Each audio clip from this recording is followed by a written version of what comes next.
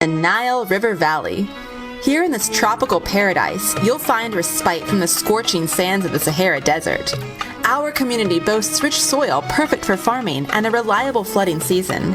It's the perfect place to set down roots and grow a civilization.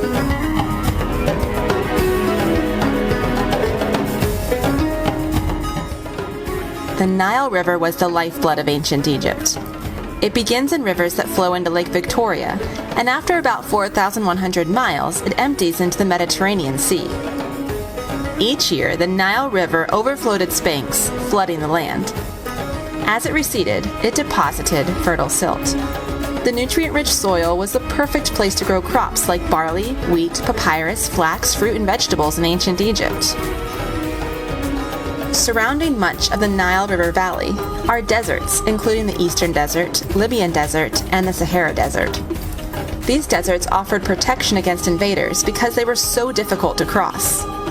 To the north, the Nile River empties into the Mediterranean Sea, which opened ancient Egypt to trade with other civilizations. Early in ancient Egyptian history, the region was divided into two lands, Upper Egypt and Lower Egypt. Nope, your eyes aren't deceiving you. Lower Egypt is above Upper Egypt on the map because the Nile River flows from south to north. Upper Egypt is upriver from the fertile Nile Delta. The Nile River affected every aspect of life in ancient Egypt. Towns and cities were established along the river to take advantage of the nutrient-rich soil and access to irrigation canals. Additionally, ancient Egyptians caught fish from the waters of the Nile.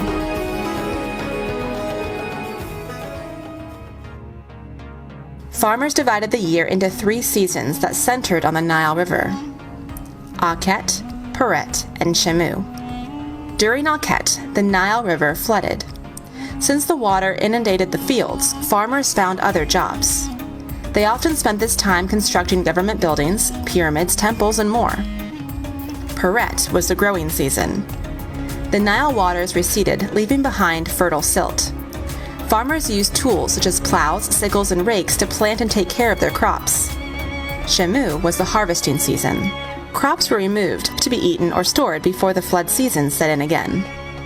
Ancient Egyptians also used the Nile River as a source of transportation. Rivers like the Nile were the superhighways of the ancient times. Boats traveled up and down the river and to other civilizations across the Mediterranean Sea, bringing goods and people from place to place. The Nile River even provided building materials. It could really do it all. The mud along the riverbanks could be sun-dried to form bricks. These bricks, along with sandstone and limestone from quarries, were used to construct the famous buildings and statues that still stand today.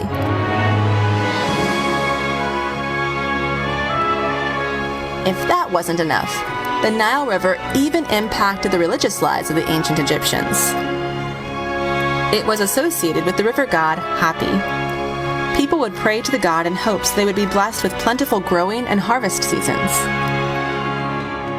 There are depictions of the Nile on the walls of pyramid tombs, and ancient poems and songs were dedicated to the river that could bring both life and death. It's no wonder that the ancient Egyptian civilization prospered. The Nile River could bring both life in abundance or famine and death to the land, and still impacts the region today.